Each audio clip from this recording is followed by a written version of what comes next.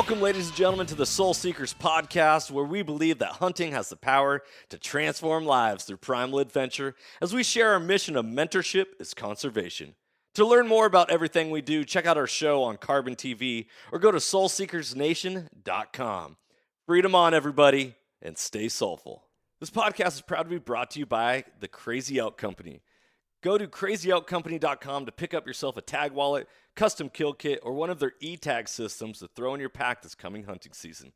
Use the code SOULFUL with a capital S to save 20% at checkout. This podcast is also proudly brought to you by OnX Hunt. When I first got into hunting, I kept hearing all about public land and different access and how to find different locations to hunt. I was like, well, how are people even identifying all this stuff? Well, sure enough, I came across the #1 hunting GPS app, and that is OnX Hunt. If you guys want to get better at hunting and go deeper into your scouting, OnX Hunt is the #1 GPS app for that. Join the millions of hunters who trust OnX Hunt to find more game, discover new access, and hunt smarter. It was a game changer for me, and I know it's going to be a game changer for you if you've never used it. If you have used it, you know the power that it holds. Guys, I really hope you enjoy this episode. If you want to know more about OnX, go to onxmaps.com/hunt and check out their app. Be blessed, freedom on, and stay soulful. Ladies and gentlemen, welcome back to another episode of the Soul Seekers podcast. I'm joined by my two hunting partners, Two Shot Tony and Iron Will Weber. Ladies and gentlemen, give it up for him. Yeah! Fellas, great to see you. Thanks for being here. Two Shot, how you doing, brother? What's up, man? I'm doing well. Yeah, you look phenomenal. You're looking like a savage right now. Ooh.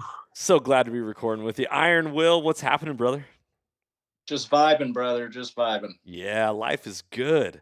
Life is good, especially when you get out of spending a whole week together in the woods. Life is very nice.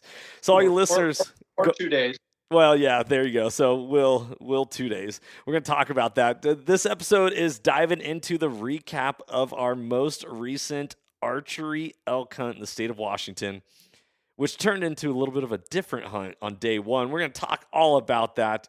So before further ado, let's dive into this and let's rock and roll. First off, Two Shot, I'm coming to you hot and heavy right now. Brother, how has your 2022 hunting season been for you? Has it been renewing to your soul? If I'm comparing it to last season, yes, I'm having a blast. Last season was rough. It was. Everything about it just felt like an ankle out of joint, like a dislocated finger. It's still there. We're still able to do things, but it just wasn't very smooth. No, it wasn't very smooth, and a little bit of the joy that we find in hunting wasn't there like it had been in previous years. So to have all of that restored this year to where I'm having a blast, enjoying every single hunt, no matter the outcome, even though we've had good outcomes. So it's been a blast. Yeah. Really good. And I'm glad it's still going and that there's still some business to be taken care of. So that's right. Taking care of business every day. Dude, we're going to live the BTO theme song for the rest of the season. Taking care of business every day. Yeah, I don't need to sing. You guys, you know. Grab a guitar, maybe. Iron Will, you big stud. You are 2 years into your hunting career, and you've had yourself a heck of a year, which we're going to talk about here very shortly. How are you feeling on your hunting journey? Man, it's all here. It's nice to feel like putting all the pieces together and putting the knowledge I got the last couple of years, guys, to work on every hunt. You know, you guys talk all the time about like a good barometer is like being able to find animals. Yeah. And like now I'm feeling like I've hit that meter where I'm seeing animals that I'm looking for on every hunt. You know, this year I just so happen to be killing animals that I'm looking for on every hunt. So yeah, that's what I'm talking about. We're gonna talk It's been fun. Yeah, I bet it's been fun for you, you big stud. We're going to dive into that here shortly. Two Shot, you and I started off our journey making YouTube videos to all of a sudden taking third place in a film festival and having a TV show. Does that ever just blow you away? Like, holy crap, man, I still consider myself new at hunting. Do you do the same?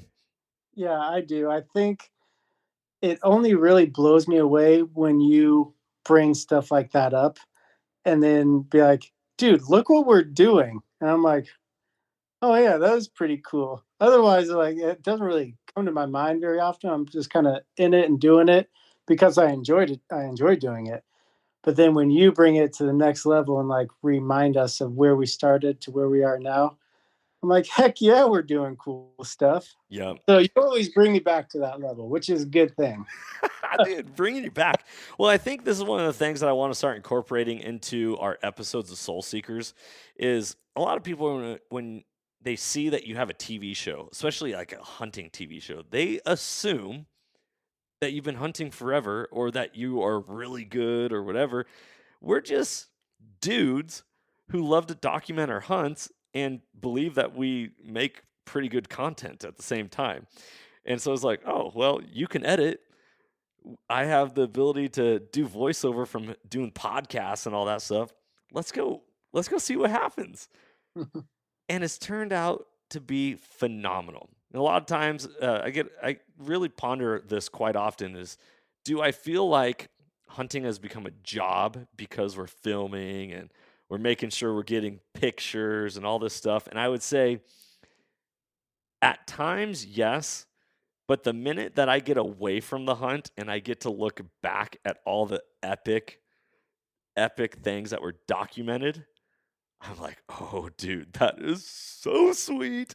Give me more. I want that. You took an fire photo today that I posted on my personal Instagram page because I was like, dude, this thing is so sick. I'm going to be framing it and putting it up in my office of me just ripping a bugle with the mountains in the background. I'm like, yeah, baby, give me some more.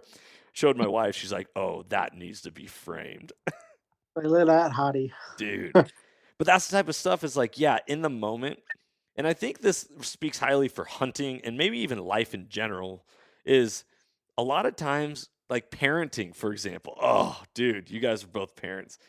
Sometimes when your kid is throwing a fit and you're like, you little son of a gun. Oh, and then you're like, you look back at pictures of them as kids and all the good times and you totally forget about the tough and difficult times in which you had. And it's like, oh, beautiful. Yeah. Beautiful. I can agree with that. Yeah. Will, you're newer not only to hunting, but also to this documenting lifestyle on your hunts.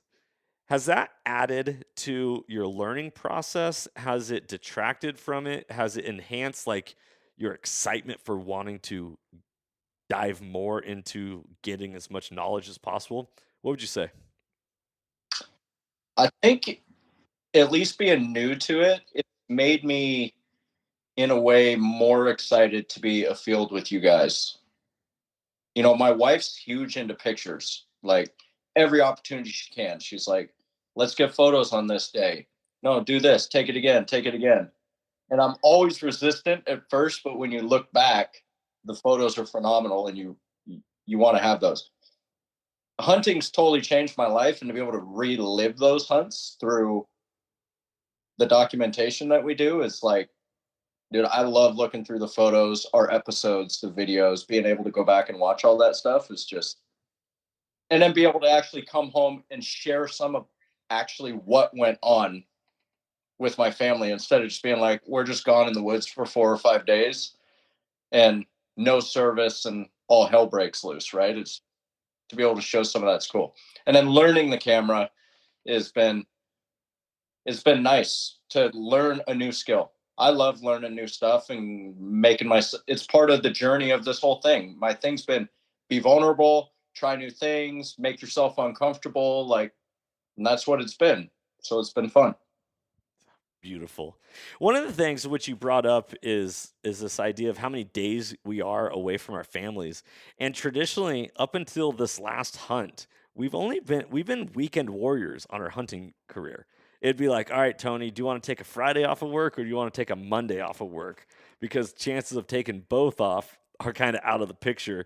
And so we'd leave like late as soon as you're off work on a Thursday, and we're driving 5 hours to a spot, getting there by 1 a.m., setting up camp, getting 2 hours of sleep, waking up at 5 and hitting the mountains. And you just like, my wife, she'd look at me and film and pictures. She'd be like, you look so tired.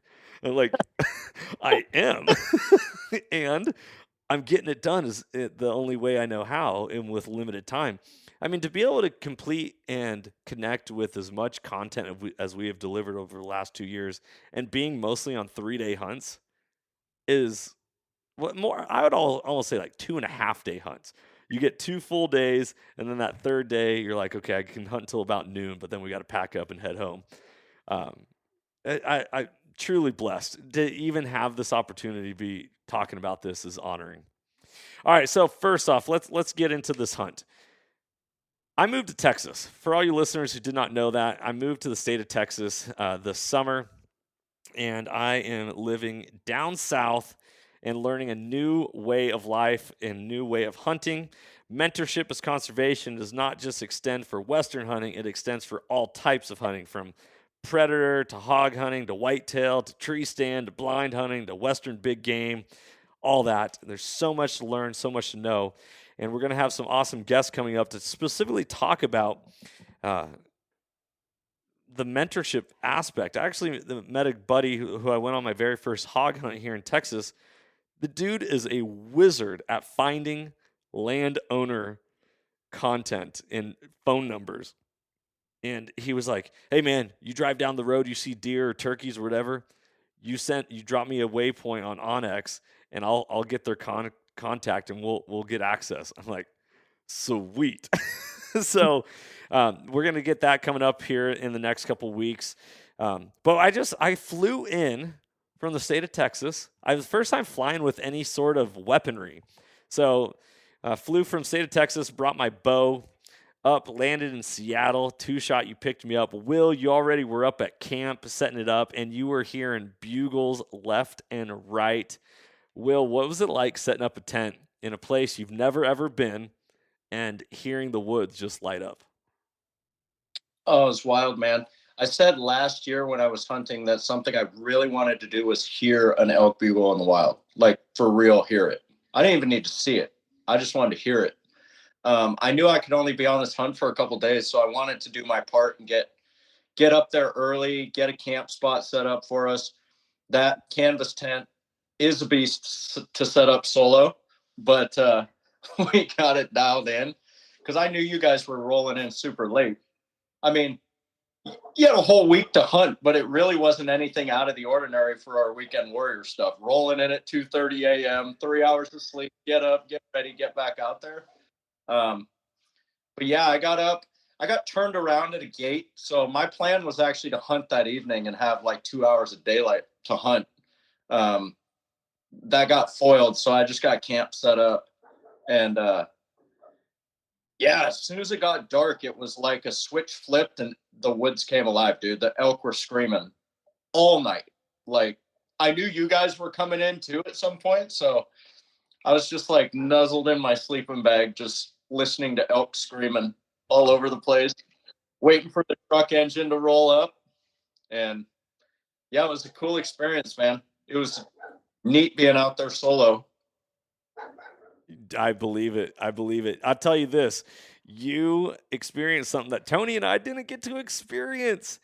We rolled up to camp that night, and then it just went dead quiet. The elk stopped bugling, and that was a sad, sad night. But we did have a giant 6x6 run across the road in front of us on the way up, and I was like, yeah, Omen, we're going to be in the elk. It's going to be epic. And then day one starts. And now, for all you listeners, I don't have that much experience September elk hunting. Tony and I have filled a cow tag in November where it was more spot and stock style. Tony, we got on elk last year in season 2 of our archery elk hunt.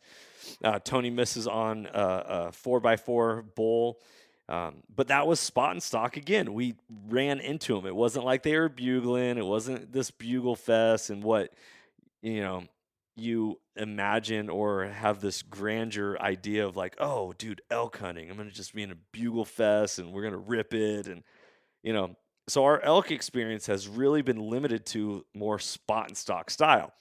All of a sudden, we get into this hunt. I draw a quality tag for the state of Washington, really excited. And then I'm like, man, I don't really have that much elk calling experience. what am I doing here?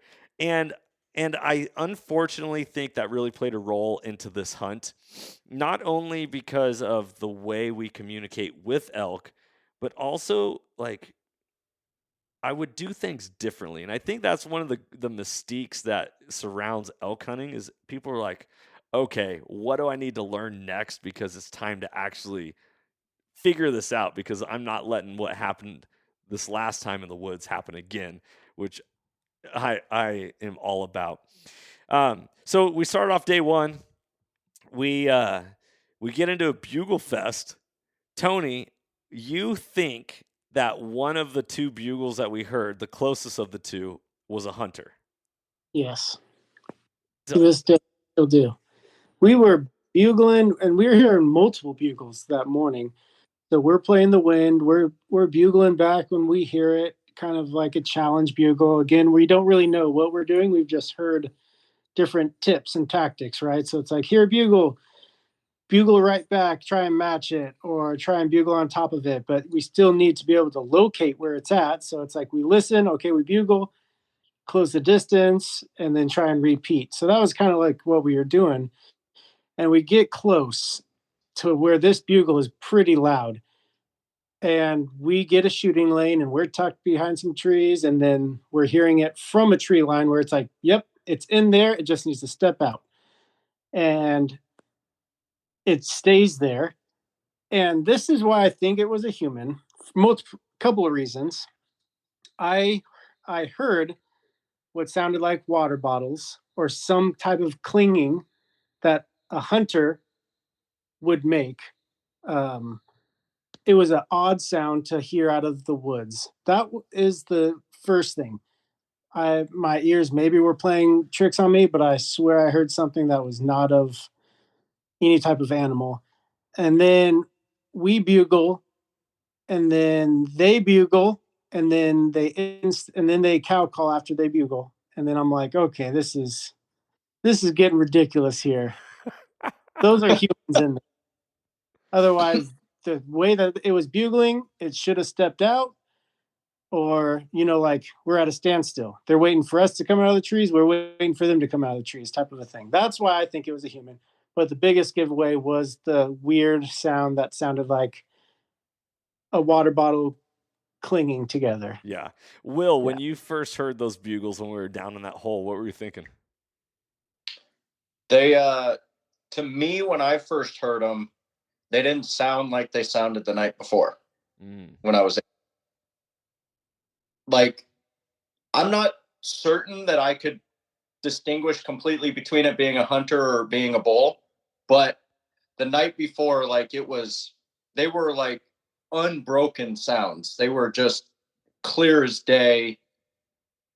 And those ones, to me, hearing you bugle sounded kind of like yours. So, well, the other something that I quickly realized when we were out there is I have zero experience up until that night before hearing bugles in the wild. So this was my first September elk hunt. It was my first elk hunt even being like personally in an area where I truly think there were a ton of elk, but there were also a lot of hunters up there at the same time. And you would hear a bugle and I'd be like, two of us might be like, yeah, it was over there. And then the other one would be like, no, it was coming from over there. I had no idea where it was really coming from unless it was right in our face. And then during the hunt, a couple times you bugled when I wasn't that far away from you guys and I couldn't hear anything. Yeah. So I don't know how far that noise is traveling, and our ears versus their ears. It's two different things. But The I was other kind of guys' lead. The other thing is that the cow call came from the exact location as the bugle, as if they were sitting on top of each other, or it's a hunter making the noise, right? And the cow call sounded like a hunter making cow call. Your classic just meow, instead of like when you actually hear a cow within a herd in a hole, it's more like very quiet and off to the side, where it's like, okay, let's go, or something. It's not like a an average hunter type of cow call. So I was completely sold, and I was like, that's hunters. Let's get the heck out of here. And then But there was a bugle in the distance that I swear was a real bull, and I bet those hunters were thinking the same thing. and then our Bugle Fest ended, and I think they probably pursued it, and we ended up doing our thing as well. Yep.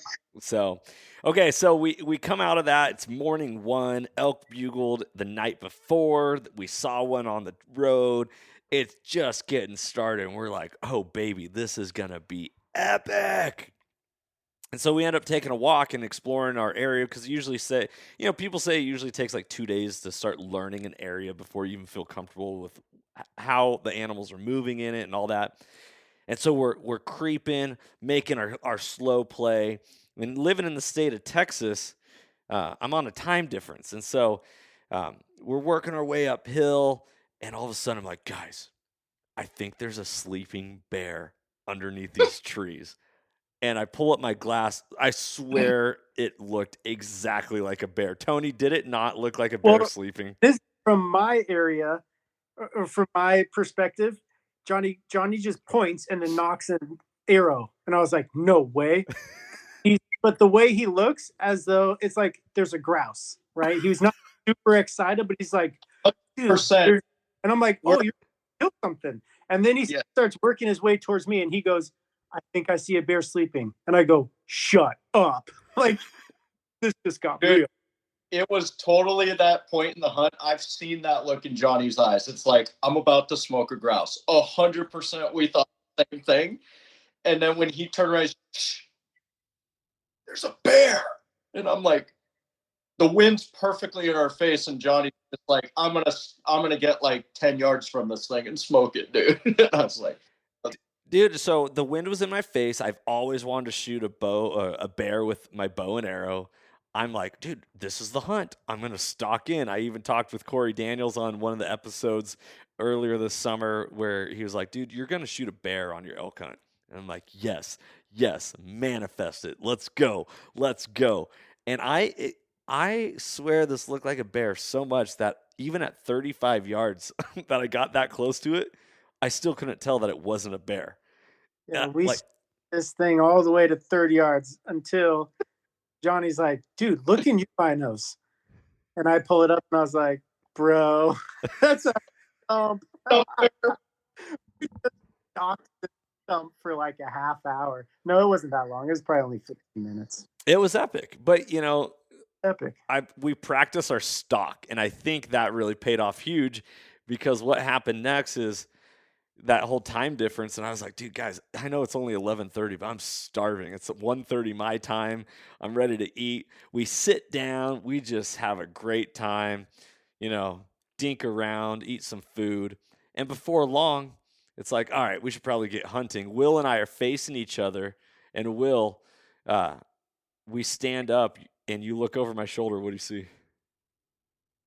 I go, there's deer. And Johnny goes, oh, wait, and Tony's getting up. You both, I remember the look on your face, because Tony was laying down, and then Tony got up, and we were all getting ready to take off. And you guys both turned so slow when I said there's deer. Both of you like simultaneously went like. Because we didn't want to spook him. So Johnny was like, you were just in front of me, kind of to my side, but you were just in front of me. Tony got up, was like getting the camera. And all I saw at first was like, you can't miss those big floppy ears. It was 5 does or so at the time. My bow is strapped to my backpack, on my back, going. And it's a 3-pointer better in that unit. So, and I'm the only one with a tag at that time, because I have a multi-season. And I go, they're all does. And Johnny was on the binos right away. And you were like, dude, you went right into action, just like watching each one and dissecting them. Like, it's time to go, dude. And then tell me what you saw. Dude, so because I was like, all does, dude. I'm like, dude, you see animals in the woods and you have an active tag in your pocket, you better double check and make sure that they're not legal to shoot. So, of course, filming an episode, you always got to have animals in the episode, especially in a hunting show. So it's like, dude, we got to get video footage of this. So I'm glassing, and all of a sudden I'm like, oh, there's a buck.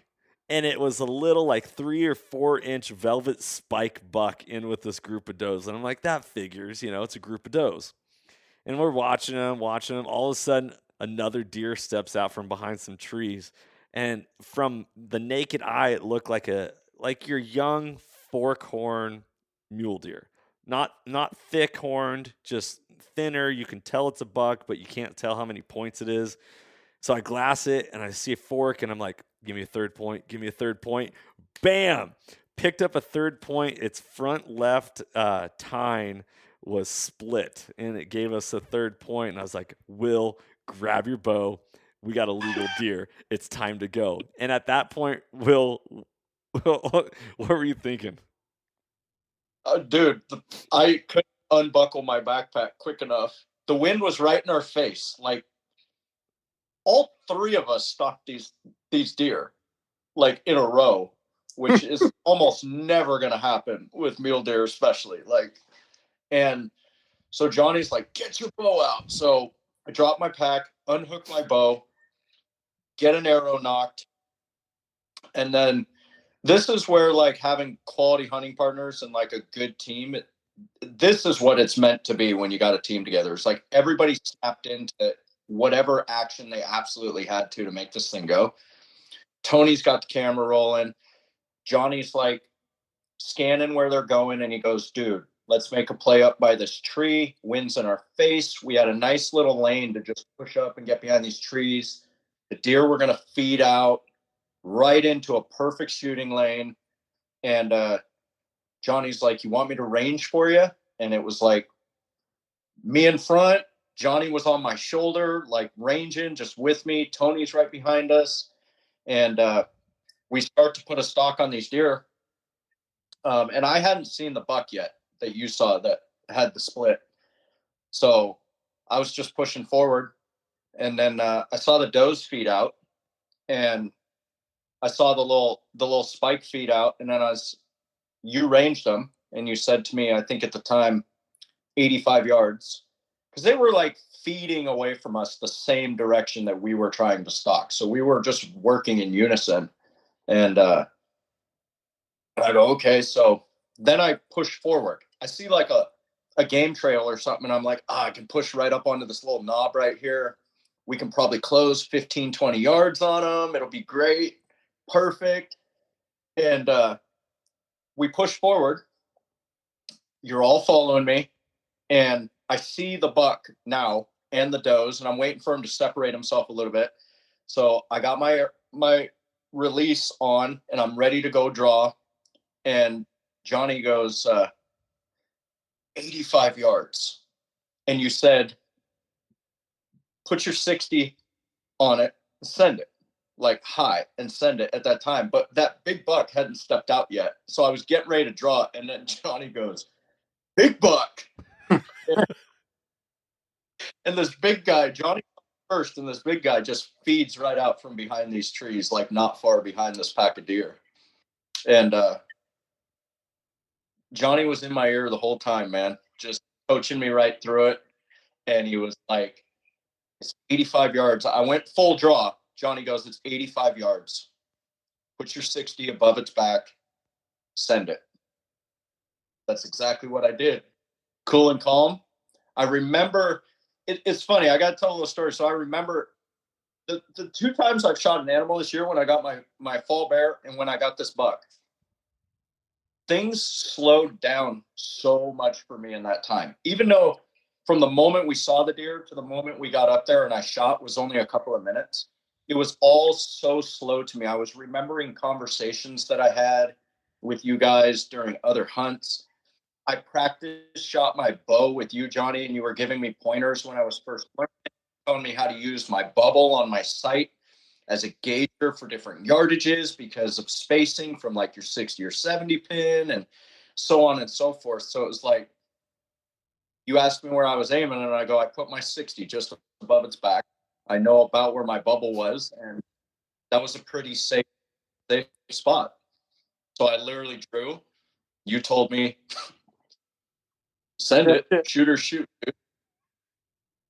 And I sent it, and the arrow was slow motion, but once it hit the deer, I lost it. And Johnny we heard the like thwop of it hitting the deer. And Johnny's just like, you guys got better eyes than I do when it comes to like seeing the impact, because you've seen that before, and you're just like, dude, you hit it. You hit it, dude. And it took off, and the does took off another way. And it's funny looking back, because I don't know what I was doing. I just held my arm like I had released, and I just wouldn't let my arm down. I was just like, what just happened? Dude, So, shooter shoot. It's like that 3-point shooter, Steph Curry, just letting it hang up there, you know? It escalated. Yeah.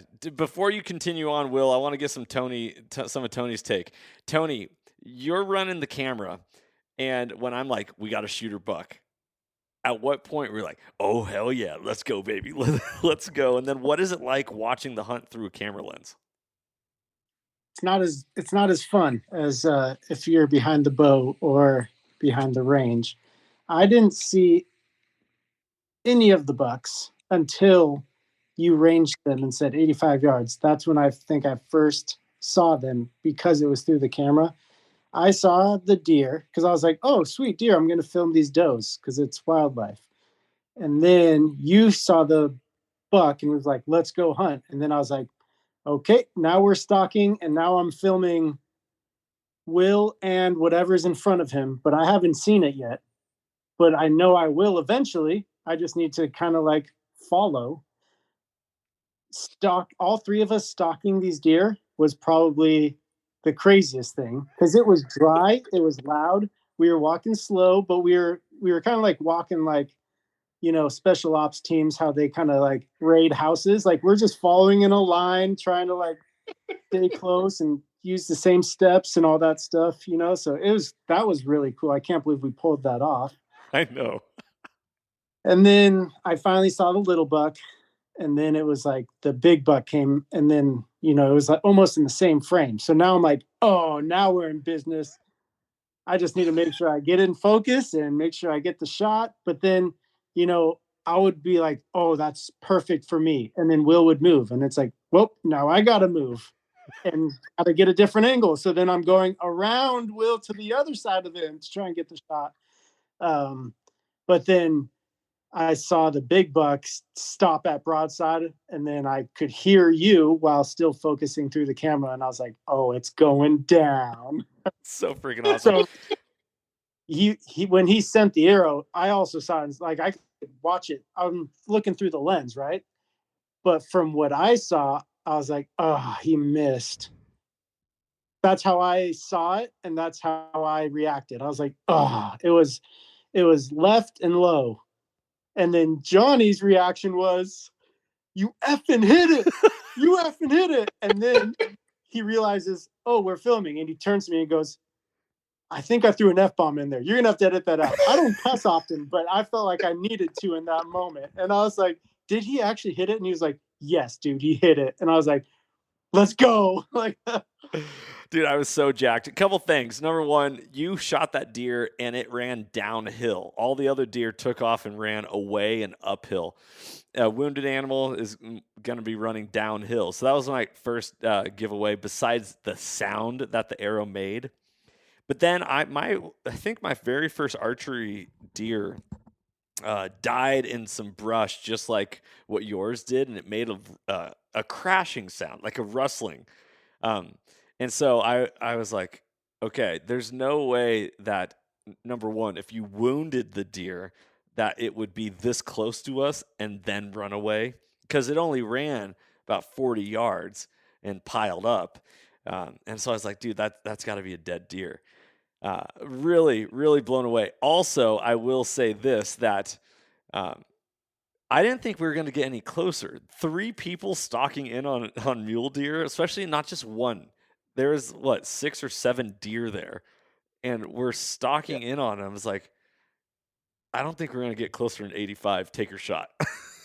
Yep. Well, and the direction that buck was feeding, like, because he was with them, but he was kind of doing his own thing.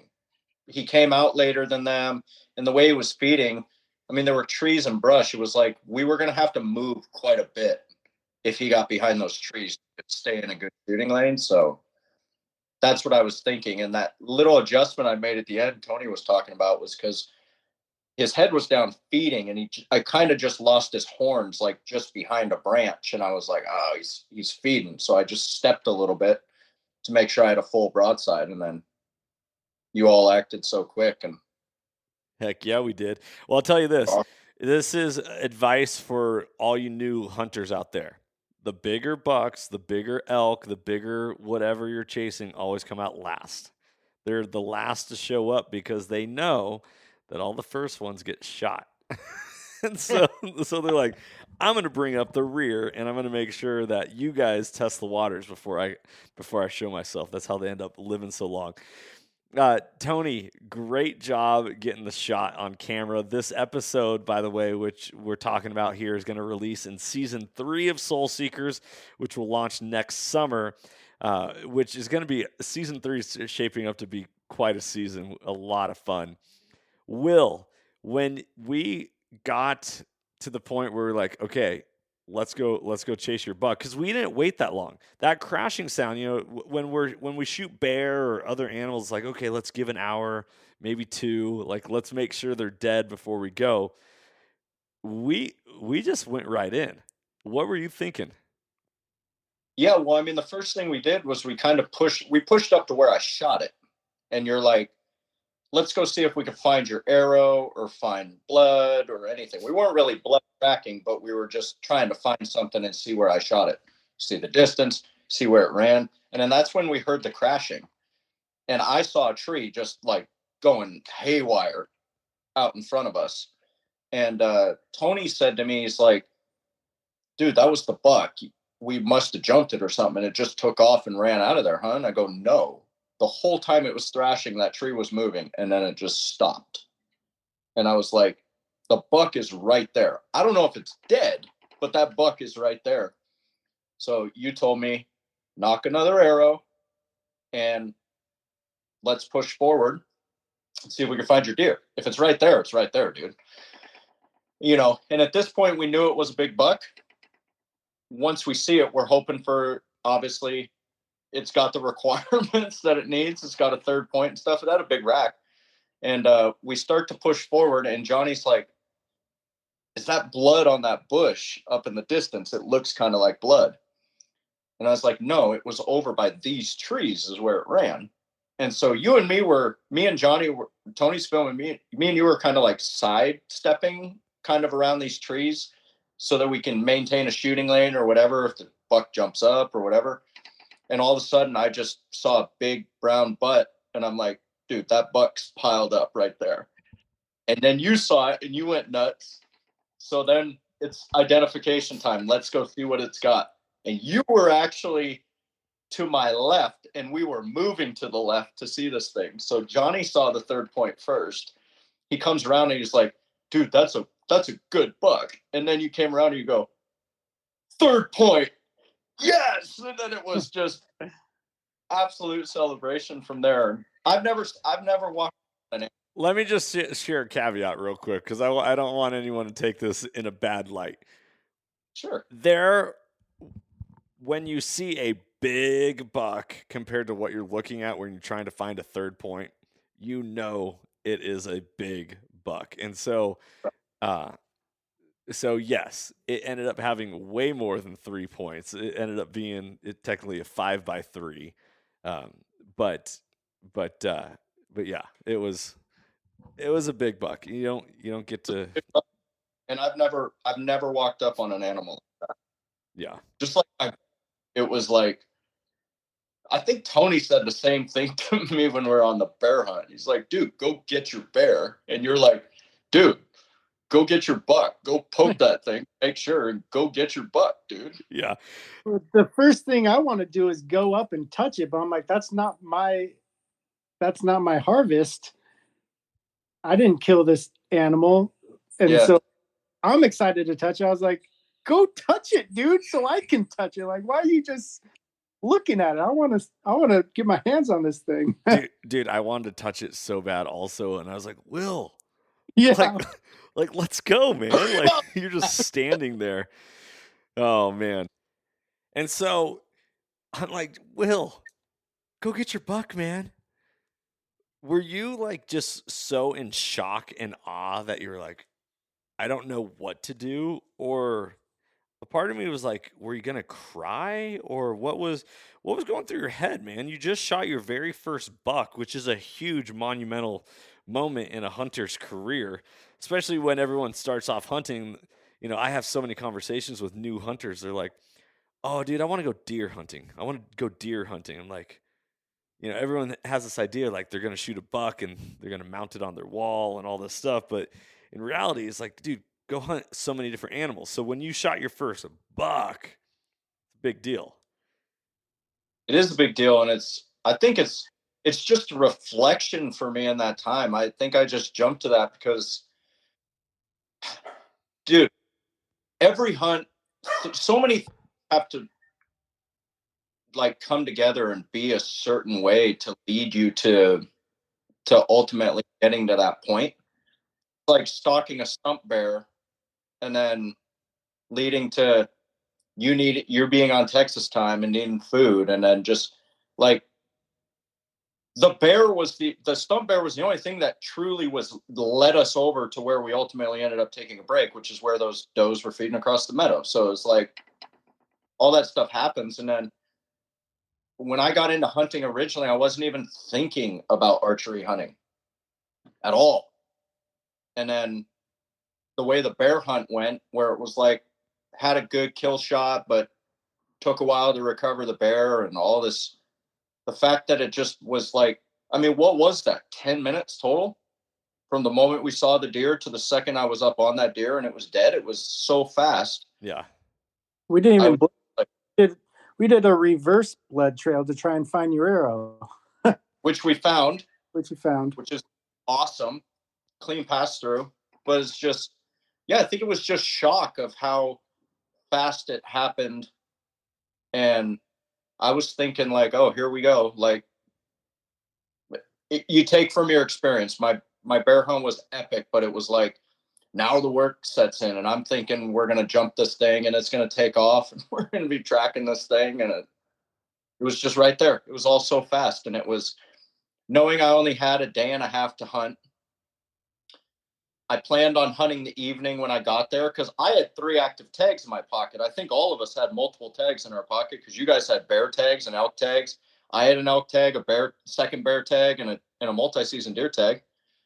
But when I didn't get to hunt the evening, this was about being with my brothers and you guys, about getting a bull down for you and you guys hunting. So I had resided in the fact that if a buck came out, I would have my opportunity as long as for whatever reason it wasn't spoiling something we were already doing.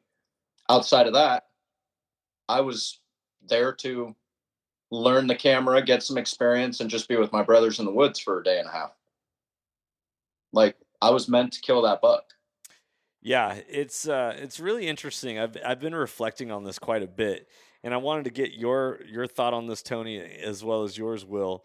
But this whole idea, you always hear us talk about, you can't outgive good. You can't outgive good. You can't outgive good. And at some point, it's like, okay, when is that good gonna come back around to hit us, to bless us? And you know, it sounds weird to say that you'd hope that the good comes back around in order for us to harvest an animal or kill an animal or you know, however you want to say it. Do you ever think about that, Tony? Like just or is anything just happenstance, or do you feel like there's actually like something else involved when it comes to hunting? Hmm, I I I definitely think coincidences happen and you don't. And so I love to hear your optimism in good came out of this because of this. Okay, yeah, hell yeah, it did. I am a Christ follower, and you can't outgive good. Put love into the world, love others. That's that's my mission and my what I'm going to do as a Christ follower and a human, and not expecting good out of it. You know, but when good comes out of it, freaking, that's a great reward. Yeah. It's not something that I ever expect or I feel like I deserve or need, but it's nice to get it Yeah. when it comes. You say you do believe in coincidences, and I don't believe in coincidences. I think everything happens with reason and purpose. I believe in the law of attraction, Yeah. and that there's an energy to this world that we can't necessarily put our finger on or explain. Um, and here I am after Will shooting his bear, and now him shooting this buck, and I'm sitting back. I'm like, geez, man, Will's done a lot of good in his journey of joining us and wanting to get involved in the mission and really taking on a lot. I'm like, of course he's getting like his reward of, putting a lot of good out into the world. It's just naturally coming back to him. That was just me. Will, have you thought anything about this in that regard, or has that not even been something that's been on your mind? Um, I mean, I truly do believe that you can't outgive good. I don't think that I've taken time to reflect on it in like a sense of what good I've done for uh soul seekers or anything like that. Like obviously being like a true living testimony to your guys' mission and you guys having taken a chance on me 3 years ago. And like, I mean, time is a very valuable commodity that people can give. And you guys honestly have given me a lot of time. Now, we obviously really enjoy being around each other and each other's company, and we're kindred spirits and like minded souls and all that stuff. So that obviously makes it real easy to hang out. But you guys have, even before I really got involved with joining board and being like, I can contribute a lot to you guys getting this mission out there. You guys were already repeatedly bringing me out for events and spending time with you guys and hunts and different things. So um, I think the true reward is probably for both of you guys. I'm getting rewarded, bar none, by getting these harvests, but I think you guys seeing somebody who truly believed in your guys' stuff find success and things come full circle. I think it's probably the good that you guys gave to me that's actually being rewarded back to you guys. Because seeing it's tough to put in a lot of time to people. It's tough to put in a lot of time to people and then kind of feel like it didn't pan out, because you guys aren't about like, oh, I have to get this back from somebody or they have to push this or they have to do that. So I think just kind of naturally doing that, it's nice to know that the mission you guys founded years ago is like, it is a real thing. It touches people and it has impacted lives for sure. So I hope the two of you are, basking in that a little bit and feel the reward of that. Tony, Honestly, are you basking in it? 100, bro. That was was last night cooking some of that up, weren't you? yeah. I, I I took a picture of my dinner last night, which was venison spaghetti for the family, and I took a picture, sent it to the boys. Like, hey, this is a good meal right here. Heck yeah, dude. I it's not too many times in life that you get to actually see something through from the beginning. And your story's not even complete yet, Will, obviously, but like Oh, see it from you don't know Jack Diddley to all of a sudden you're a slayer of slivers, just sending it down range, Just and a kill. and in less than 10 months, you've already shot 3 big game animals, right? That is, yeah, I mean, yeah. talk about a journey. That's a big deal. So, something to think about, something for your listeners to chew on, for you guys to chew on, is like, okay, what really happens? Because a lot of people, there's so many cliches, right? Like, luck doesn't happen. You make your own luck. Hard work creates luck, or all this stuff. And it's like, man, I don't know. Sometimes I really feel like, this is why I don't believe in coincidences. You really just have to have the animal that wants to respond or be there at the right place at the right time. Of, holy smokes, I just put a stalk on a stump bear, to I'm hungry because I'm on a different time zone than you guys, to all of a sudden, bam, big buck. It's like, wow. It's hard to describe. You feel, take it away if you guys have something to say in regards to that. But I'm truly blown away, and hunting is hard enough. And so I think this hunt for me was really a reminder of why do I hunt, and to get my roots grounded again on the whole.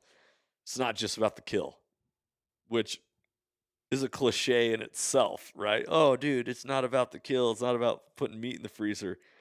Hell yeah, it is. Yeah. And because I live an and life, not an or life, and I really needed to remind myself about, like, okay, why am I hunting in the first place? That transformative power that it holds. Dude, I got brought to tears on the hunt, Tony. You did. That blew my mind. It was we came up to some mountains and I was like, "Ooh, that's really pretty." Johnny starts walking straight to him and I was like, "Oh, that's a good shot." So I stayed back and was just taking pictures, just because it looked so pretty. And Johnny takes a knee.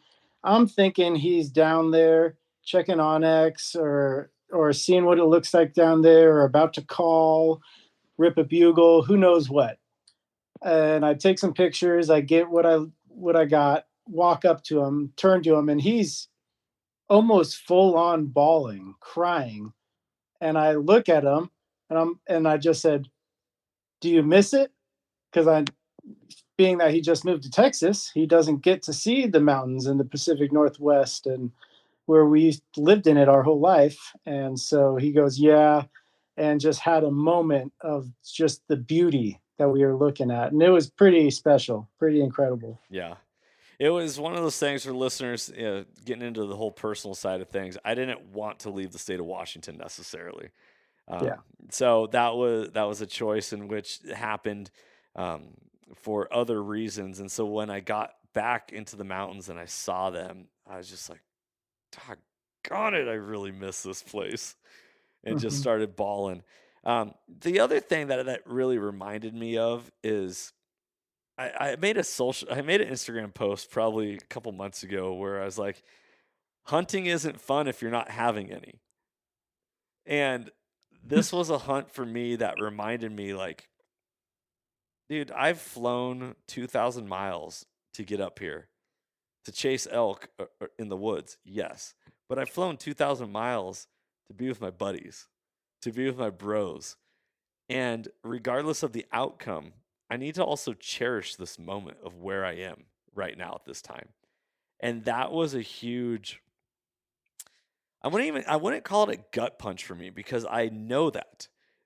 But it was like a breeze blowing on the back of your neck. Like, you feel it and you know it's there, but until you actually acknowledge it, it's just something. And all of a sudden I acknowledged it and I was like, oh, that's right. Tony and I need to make sure we have fun on this hunt. We need to make sure hunting is fun, not just a job. And this goes back to what we talked about at the beginning of the episode is, filming a show is awesome. Having a podcast is awesome.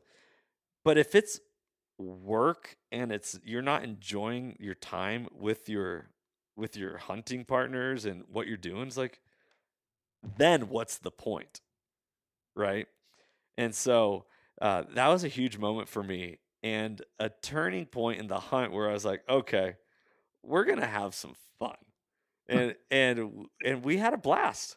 Will, Yeah. you went home already at this point, and Tony and I, we took whatever knowledge that we had of elk hunting and we put it to the test, and we ended up getting on a beautiful bull and ran out of daylight. The only bull that actually wanted to come in hot. I think this is where it's kind of like the mule deer. You don't know how many points it has. You just know it's a big elk, and so it's a legal animal, and you just go for it. We ended up running out of daylight on the hottest elk that wanted to play the entire trip, and then we ended up stalking into a beautiful bull. So my bull that I've shot previously measured out at 304, at 304 inches, and this bull was a 6x6, but well larger than that other bull. And we were at 50 yards, perfect wind in our face. I had arrow knocked, ready to go. And this is the moment of, do you send an arrow to send an arrow, or do you send an arrow only if you have a good shooting lane? And I didn't feel confident with the shooting lane, which I second guessed myself the rest of the hunt because we didn't have any other shooting opportunities. And I'm like, doggone it, Tony, is that the one time? Is that the one shot that I'm going to get this entire time? Should I have shot? Could I have thread the needle? All this. The point being is, like, regardless of what happened, it was so much fun. Yeah. It was one of my favorite hunts. A lot of it had to do with because we actually got a entire week to hunt, which we've never done before. Yeah. It was our longest hunt. And so we got to know an area. We got in on elk. Not every day, but almost every day we saw something. Bugles, not every day, but more than half the days. And I personally think it was a successful hunt, a great hunt, but you're always bummed that you didn't get a bull. So that obviously was heavy in the air, but it was still, without that, a great hunt. And I had a fantastic time, learned an incredible amount of knowledge.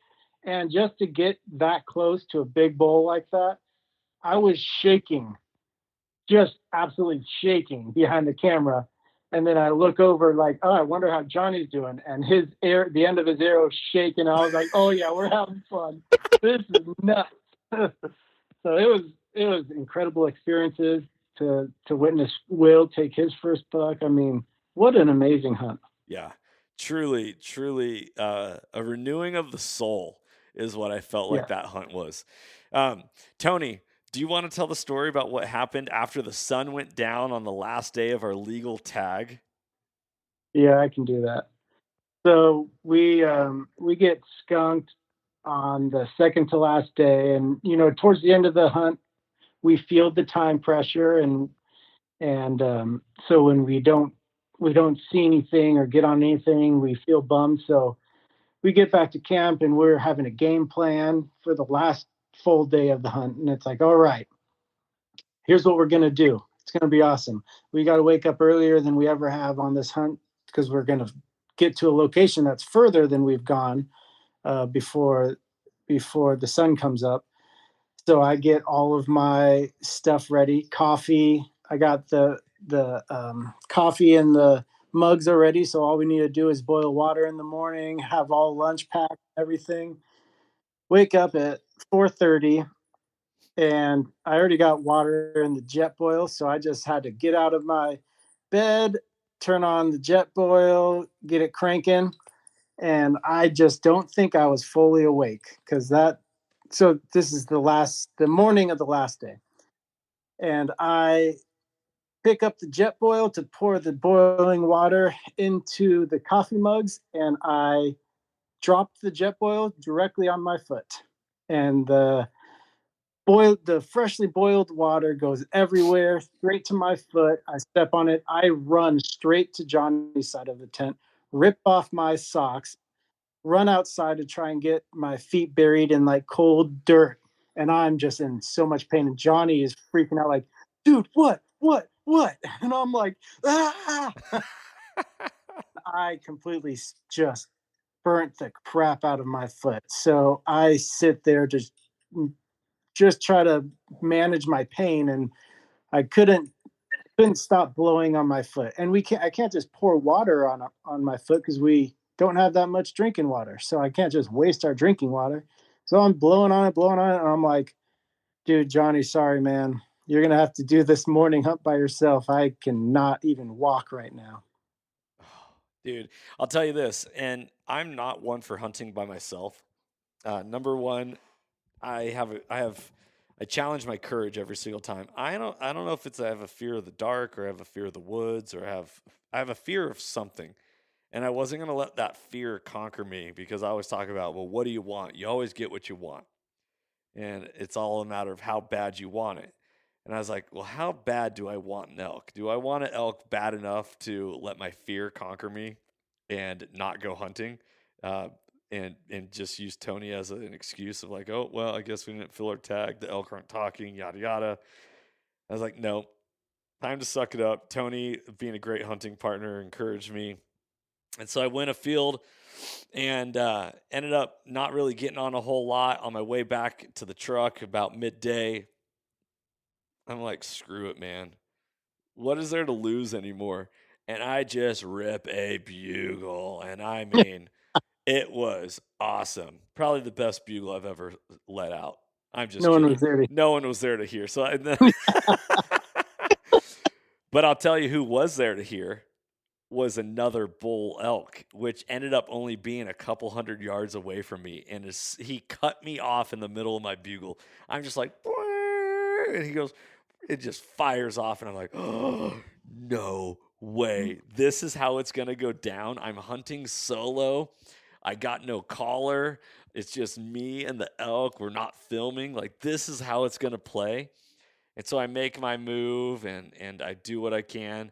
And this elk just like slowly disappears out of my dreams and hopes. I'm pretty sure it was a little higher on the hillside and it worked its way to my wind. There's a little bit of a crosswind and I heard a bark, like a roar, or I don't know, whatever sound that they make. Tony, you know what I'm talking about because we've heard this before. like, yeah, yep. And so I was like, crap. And so I was like, well, got to do whatever I can. And so I just start, the crunch that we're down to the fourth quarter and I end up, just ripping some more bugles and doing whatever I can. Hear a couple more bugles, but they're further away. And needless to say, I'm like, okay, we end up getting through the day, get back to camp. Tony and I have officially, I'm worried about Tony's foot. We need gas. I'm like, dude, let's go down to town and get some gas. So we drive out of the mountains, and on our way out of the mountains, there's 2 cows step into the road. And I'm like, oh, it's like half hour left of shooting light. I'm like, no freaking way. There's 2 elk. I'm like, there's got to be a bull with it. I don't think I've ever hopped out of a car as fast as I ever have. It was incredible. Dude, grab my bow. It was like, Tony, you just keep rolling, and I barrel rolled. You ever seen Big Lebowski where where Walter's like, take the ringer, dude, take the ringer, and he just dives out of the car?